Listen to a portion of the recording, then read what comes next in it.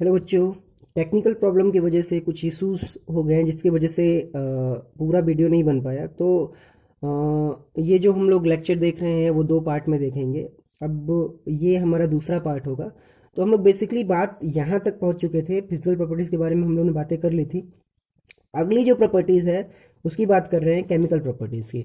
तो chemical properties में हम लोग बेसिकली देखेंगे रिएक्शन के बारे में बात करेंगे कि अगर मेटल्स को हम किसी चीज़ से मिलाएं, ठीक है, रिएक्ट कराएं तो बनता क्या है, उसके बारे में हम लोग आज डिस्कस करेंगे पूरी तरह से अच्छे से।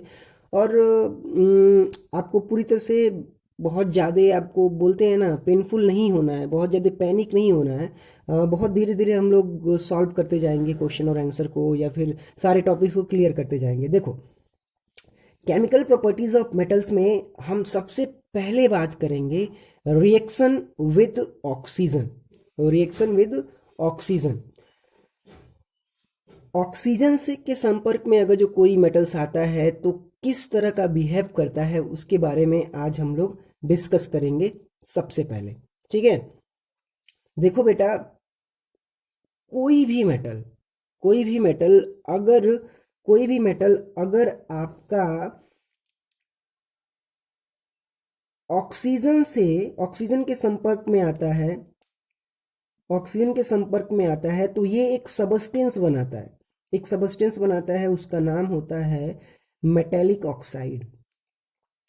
मेटेलिक ऑक्साइड बहुत इंपॉर्टेंट चीज है ये। हमेशा ध्यान रहे कि अगर मेटल्स है तो जब वो ऑक्सीजन के संपर्क में आएगा तो वो एक सबस्टेंस बनाएगा, नए सबस्टेंस का फॉर्मेशन होगा जिसको हम बोलेंगे मेटेलिक ऑक्साइड। ठीक है, फॉर एग्जाम्पल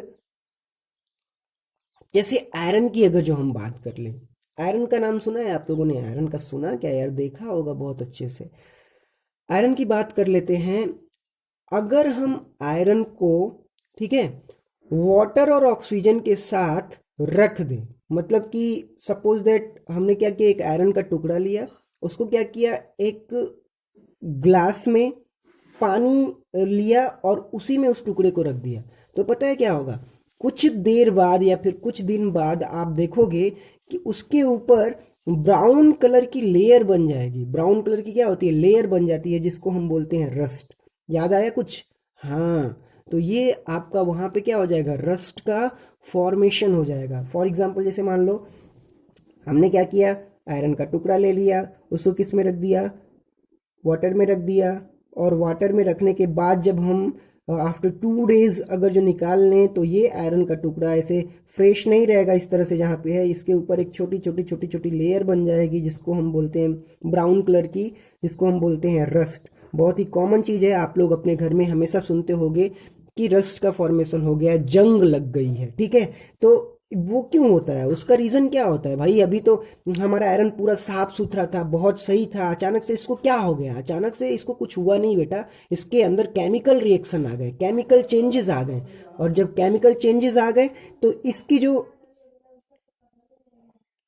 केमिकल चेंजेस आने के बाद इसमें क्या हो गया, केमिकल चेंजेस होने के बाद बेटा इसके अंदर एक नए प्रोडक्ट, इसके ऊपर एक नए प्रोडक्ट का फॉर्मेशन हो गया जिसको हम बोल दिए मेटेलिक ऑक्साइड। ठीक है, तो ये आपका आयरन रहा, ये आपका ऑक्सीजन रहा, और कौन सा नया प्रोडक्ट बना, आयरन ऑक्साइड, जिसको हम क्या बोलते हैं, रस्ट। ठीक है, अब इसका फॉर्मूला देखते हो। देखो, आयरन को हम Fe से डिनोट करते हैं, ये याद रहे। फॉर्मूले में हम हमेशा आयरन को किससे डिनोट करते हैं, Fe से, और ऑक्सीजन को O2 से, और प्लस वाटर को किससे, H2O से। H2O फॉर्मूला होता है वाटर का, आपको याद करनी पड़ेगी ये चीज़ें। बाद में हम डिस्कस करेंगे फॉर्मूला कैसे बनाया जाता है, तब तक के लिए आप थोड़ा याद कर लो इसको। आयरन, ऑक्सीजन और वाटर क्या बनाएंगे, Fe2O3।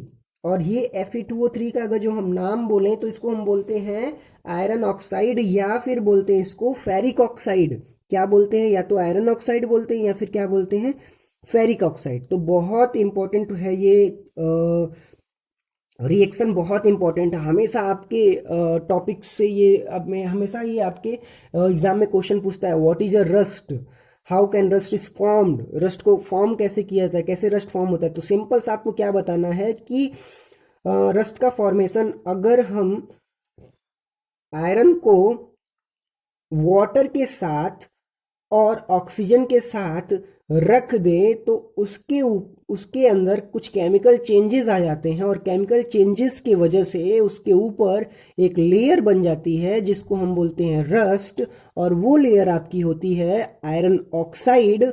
और आयरन ऑक्साइड का जो फॉर्मूला होता है वो होता है Fe2O3।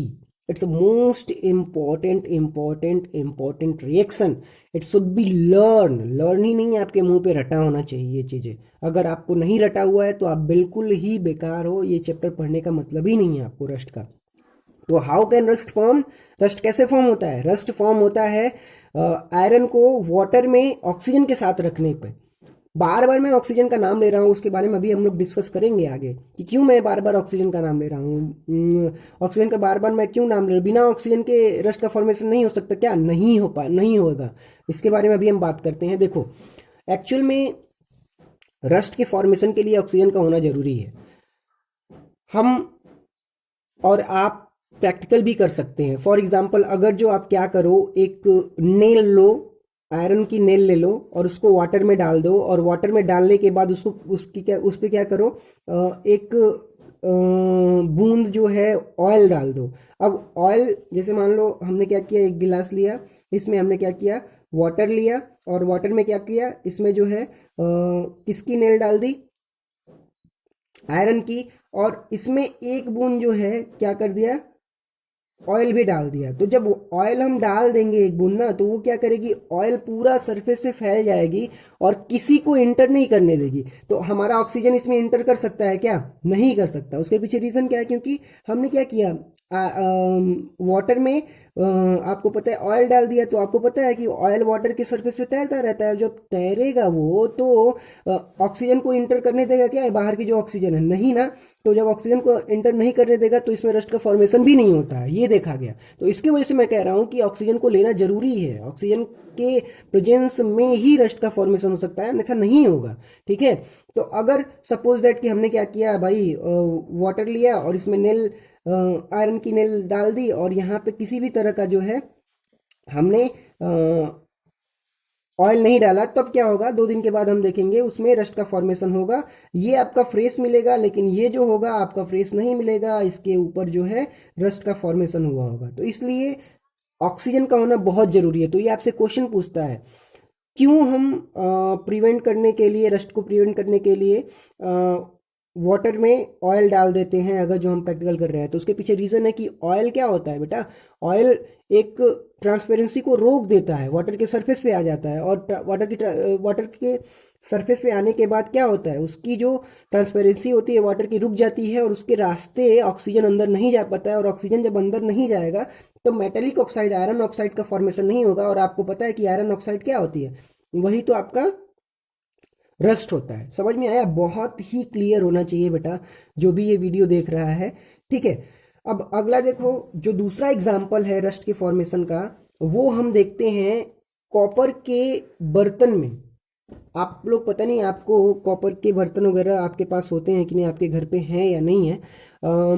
बेसिकली हम लोगों ने पूरी तरह से इस प्रैक्टिकल को देखा है कि कॉपर के बर्तन में वाटर रखने के बाद अगर जो हम उसको छोड़ दे कुछ दिन तक, तो यहाँ पे तो ब्राउन कलर की लेयर होती थी ना आयरन के बर्तन में, इस कॉपर के पास जो है ग्रीनिश लेयर हो जाती है, ग्रीन कलर की लेयर हो जाती है। कॉपर का बर्तन पूरा ग्रीन में कन्वर्ट हो जाता है। कभी कभी ध्यान रखना, जो कॉपर का बर्तन होता है तो उसमें होता है तो लोग बोलते हैं कि काई लग गई है। काई है, कैसा वर्ड है ये, बोलते हैं कि बहुत बेकार लग रहा है।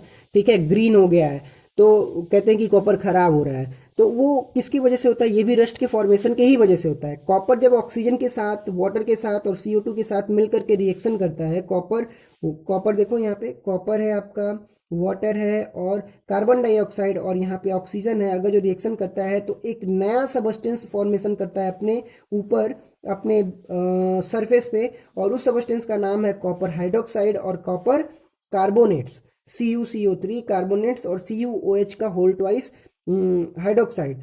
इन दोनों का फॉर्मेशन करता है और इसी की वजह से उसका सरफेस क्या हो जाता है, ग्रीन हो जाता है। तो ये चीज़ आपको पूरी तरह से समझनी होगी बेटा, और आपको पूरा समझना पड़ेगा। अगर नहीं समझ रहे हो तो फिर प्रॉब्लम है। और आप इस वीडियो को देखो और अच्छे से इस टॉपिक को पूरी तरह से रिवाइज करो, वीडियो को देखो, बार बार नहीं समझ में आ रहा है तो रिएक्शन को आपको लर्न भी करने होंगे। और मैं आप लोगों को लास्ट में होमवर्क दूंगा, ये रिएक्शन आप लर्न करो और लर्न करने के बाद कमेंट बॉक्स में आप जो है ये सारे जो रिएक्शन है उसको आप लोग लिखो बहुत अच्छे से, जो है घर पे बार बार लर्न करो और लिखो, ठीक है। पूरा लेक्चर देखो, ये बहुत इंपॉर्टेंट चीज़ है, पूरे लेक्चर को देखो, लास्ट तक वीडियो तक को देखो। क्लियर हुआ बेटा? तो ये चीज़ें हैं आपकी जो है केमिकल प्रॉपर्टीज ऑफ मेटल्स और किससे, रिएक्शन विथ ऑक्सीजन से। तो अब एक बार फिर से हम इसको समअप करते हैं, थोड़ा सा बड़ा हो गया।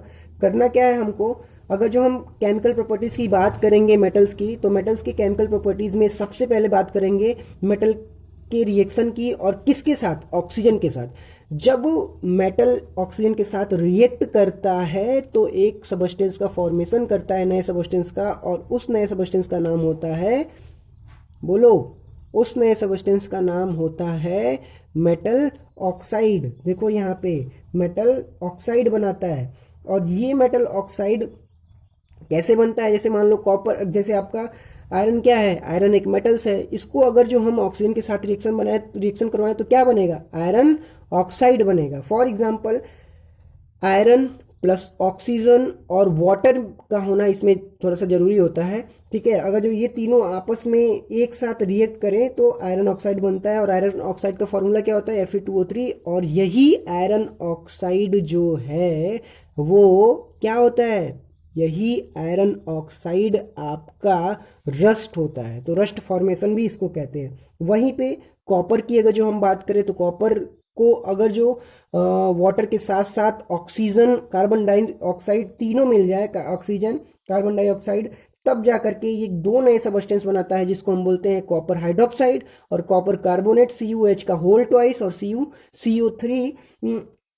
और इस फॉर्मेशन, इस नए सबस्टेंस के फॉर्मेशन की वजह से जो कॉपर की सरफेस होती है वो किस तरह की हो जाती है, ग्रीनिश हो जाती है।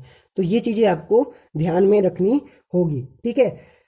अब अगली चीज है, आपको सबसे इंपॉर्टेंट चीज ये भी है, बहुत इंपॉर्टेंट, कि रस्ट का नेचर कैसा होता है। ये जो सबस्टेंस बना है, आयरन ऑक्साइड जो बना है, यहाँ पे कॉपर हाइड्रोक्साइड बना है, कॉपर कार्बोनेट जो बना है, उसका नेचर कैसा है। नेचर मतलब ये एसिड्स है या फिर बेस है, उसको हम जानने की कोशिश करेंगे।